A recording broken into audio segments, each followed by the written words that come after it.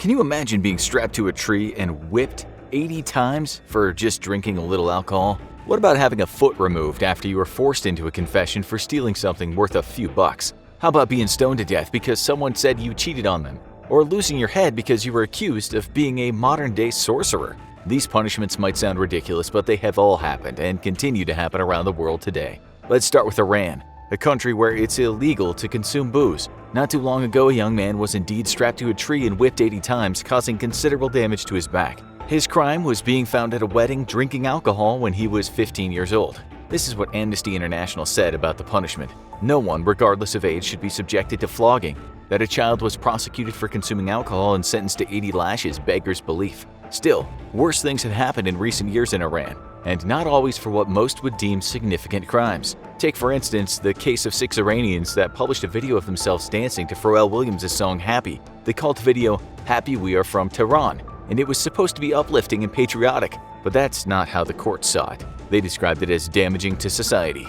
The 6 people who appeared in the video, 3 men and 3 women, were sentenced to 1 year in prison and 91 lashes each. To understand this, you should know that around 100 crimes in the country are punishable by whipping.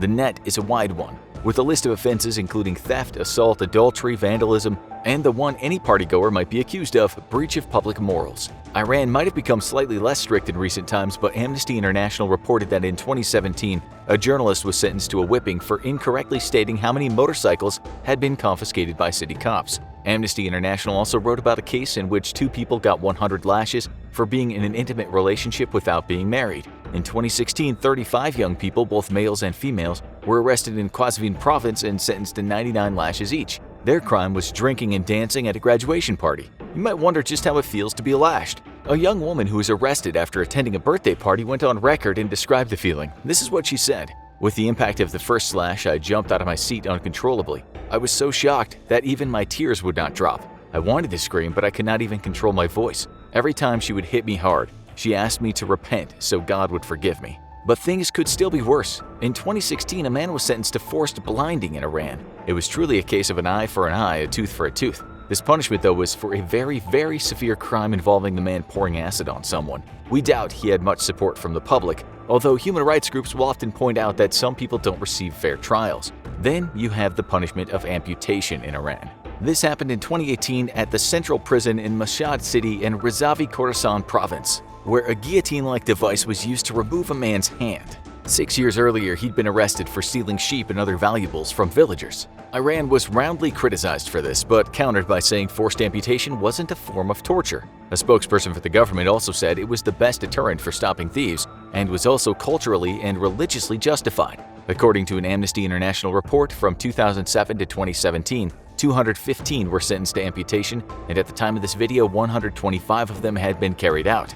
Iran doesn't generally publish details about such things, but the stories often come to the surface. Human rights organizations in 2021 reported that there were currently 8 cases of people waiting to get their hands or fingers chopped off for the crime of theft. They also stated that the victims receive no anesthetic and are usually the poorest and most vulnerable of society. Human rights lawyers have also said that at times the confessions have been made after police torture. According to the Iranian Penal Code, what will be amputated is weighed against the particular crime. So, if it's just a first-time theft, the person may lose 4 fingers. This is seen as lenient because that person can at least use the thumb and palm to manipulate objects. A worse crime or repeat crimes could result in the loss of a hand or even a foot. So, how does it feel?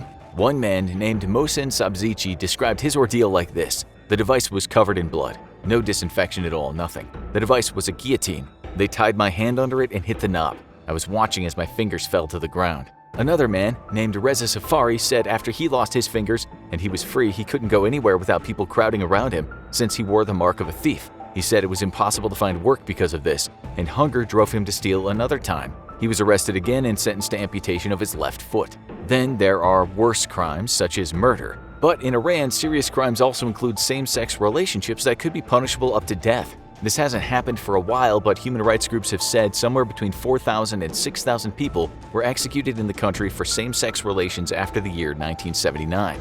What about stoning to death? Does that still exist in Iran? According to human rights groups, the answer is yes, and there are currently people on death row with a stoning sentence hanging over them. It's not certain right now, though, if that's what they'll get. According to that same report, The last instance of stoning was in 2018 after 2 women had been found guilty of adultery. Mohammad Javad Larijani, the chief of Iran's Human Rights Council, defended the sentence in 2010 by saying at least the victims have a chance of pulling themselves out of the hole they've been placed in. Still, reports have said that even if it happens, they will be thrown back in. The stones are supposed to be small to make the ordeal last a while, with 2 hours being the most someone will usually survive. Article 110 of Iranian law also states that 2 men engaging in penetrative sex can be sentenced to death, and it's the judge who will decide what kind of sentence is carried out. Amnesty International wrote in 2007, 2 men were executed by being thrown off a cliff, although they'd both been convicted of forcing a young man into sexual acts. We can't find any other recent instances of this kind of sentence being handed down.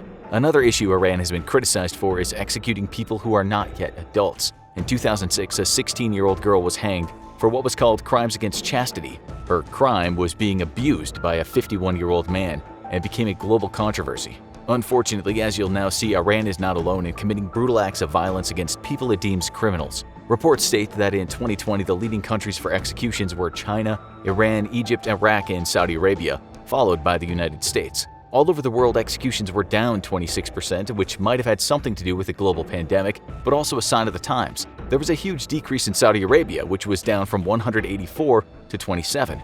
But like Iran, in Saudi Arabia, even adultery can lead to the death penalty, as can same-sex relations or a smaller crime if it's repeated. Sometimes the kind of execution will be a person losing their head to the sword, with a former Saudi executioner once remarking to the BBC on just how easy the head comes off. It might be painless, but many people see it as a brutal form of punishment that makes us think of centuries gone by. When we think of the words witchcraft or sorcery, we also think of a time from the past which Europeans were burned at the stake for accusations of making deals with the devil. In Saudi Arabia, a person can still be accused of getting in touch with the dark side, and they can be executed for it. In 2012, a man named Muri bin Ali bin Isa al-Asuri was beheaded for the crime of sorcery and also adultery. Not long before he lost his head, a woman faced the same fate after she was accused of sorcery and witchcraft. The latest case we could find was the beheading of Muhammad bin Bakr al-Alawi, who was in 2014 accused of dealing in the dark arts. Times change though, and hopefully it won't happen again, but it's still part of the law. In 2012, a teenager in Saudi Arabia was sentenced to death for sending messages on his phone defending the pro-democracy movement. Reports said he was tortured into a confession. He was sentenced to be beheaded and then crucified. Yes, you can still legally crucify someone in Saudi Arabia. That teen is now older and still in prison, so we don't know what will happen to him. It's unlikely he will be executed, since some changes in the country now state that anyone convicted under the age of 18 cannot be executed. Still, Human Rights Watch has reported that some people still face the death penalty even though their alleged crime was committed when they were still juveniles. As for crucifixion, it seems that particular method hasn't been carried out for a while. In 2009, there was a case involving the leader of an armed gang who was sentenced to beheading and his headless body to be displayed for 3 days on a crucifix. Unlike Iran, we can't find any very recent cases of amputation for the crime of theft. In 2011, some thieves were convicted of theft and sentenced to something called cross amputation, which means losing the right hand and the left foot. We just can't verify if this punishment was actually carried out. In 2003, an Indian man working in Saudi Arabia got into a fight with another man, and that man lost an eye. The Indian man's punishment was to have one of his own eyes gouged out. Another case of literally an eye for an eye. The victim took pity on him though and pardoned him. One can take the eye or one can forgive. Forgiveness though will often involve the exchange of some cash too. An eye for a Saudi riyal just doesn't have the same ring to it. From what we could see, amputation and eye gouging don't happen anymore in Saudi Arabia, even though technically they can. Stoning can also happen, but it hasn't been carried out lately and likely won't anytime soon. Even public flogging, which was a Saudi favorite in the past, is now off the table as punishment. Physical pain and dismemberment are horrid, but could some punishments in the West be just as bad or worse? The US gets a special mention for a very specific type of punishment, and that's prolonged time in solitary confinement. Amnesty International reported in 2016 that a newly released prisoner named Albert Woodfox had spent much of his 43 years behind bars in a very small, isolated cell. So this is how Woodfox described it. Solitary confinement is the most torturous experience a human being can be put through in prison. It's punishment without ending. I do not have the words to convey the years of mental, emotional, and physical torture I've endured. It also seems as though he was innocent of his crime too, since he had his murder conviction overturned 3 times. Across the pond, Britain's longest-serving prisoner, Robert Maudsley, is still locked up in a specially made bulletproof glass box at the bottom of the prison. He lives in an incredibly Spartan cell with a concrete bed and 1 chair. He's He's not allowed to talk with any prisoners, ever, and he's been down in that cell of isolation since the early 80s. He once got a message out saying, "Why can't I have a television in my cell to see the world and learn? Why can't I have any music tapes and listen to beautiful classical music?" He said he'd rather die than be locked up in solitary, but he has no choice in the matter. You wouldn't think the super clean shopping mall-loving island city-state of Singapore would be harsh when it came to crime. In fact, Singapore is actually really safe and doesn't have much crime. What it does have, though, is caning, a remnant of the British colonial period. Just ask the 2 German students who in 2015 got whacked 3 times each with a cane for the crime of vandalism after they spray-painted graffiti on the side of a train. It also happened to a 19-year-old American in 1994 after he was charged with 50 counts of vandalism. He got 6 smacks on the backside with a cane, something which became an international incident and then actually strained relations between Singapore and the US. Faye later told the media it wasn't all that bad, though. He was alone with a nurse and a doctor and it didn't hurt very much, although he added the first couple of days it was very hard to sit. But listen to how the American tabloids described it.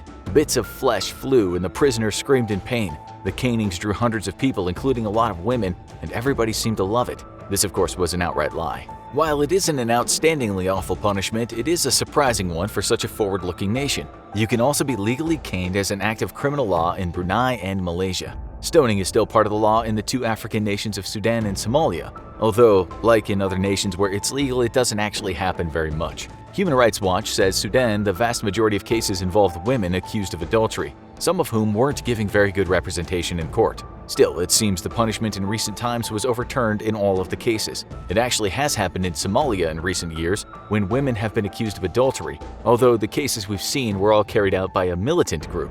This group, Al-Shabaab, often conducts raids all over Somalia. As for amputations, both countries have the punishment written into law for the crime of theft, although it seems it hasn't been applied in Sudan for quite a while. In Somalia, it's a different story though, because that same militant group has been doing it for some time.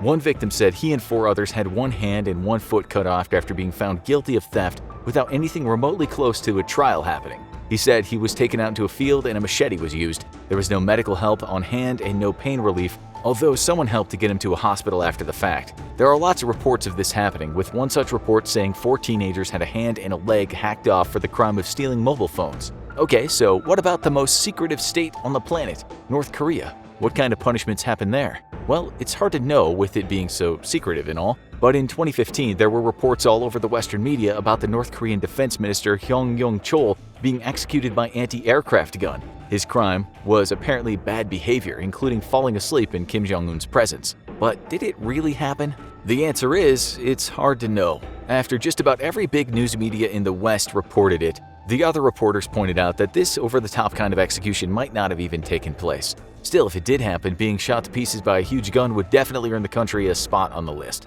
Prior to that, Western reports suggested Kim Jong-un's uncle was executed by being fed to ravenous dogs. But those also turned out to be fiction. He was, however, executed by firing squad, and it's believed that members of his family were executed as well, with South Korean news media saying his nephew was burned to death by a flamethrower. Recent cases of very severe punishments in North Korea included a man in 2020 being shot to death for not staying in quarantine, and in 2019 it was reported that 2 women were executed by firing squad for telling people's fortunes. Tens of thousands of people were reportedly asked to watch the execution because the government wanted to instill social order. And speaking of getting a message out to the public, North Korea is said to now be one of just 4 countries that still carry out public executions, with the others being Iran, Saudi Arabia, and Somalia. Thankfully, that practice seems to have almost completely been wiped away, but we still have something for you to watch. Go check out why these countries are almost impossible to visit, or have a look at this instead.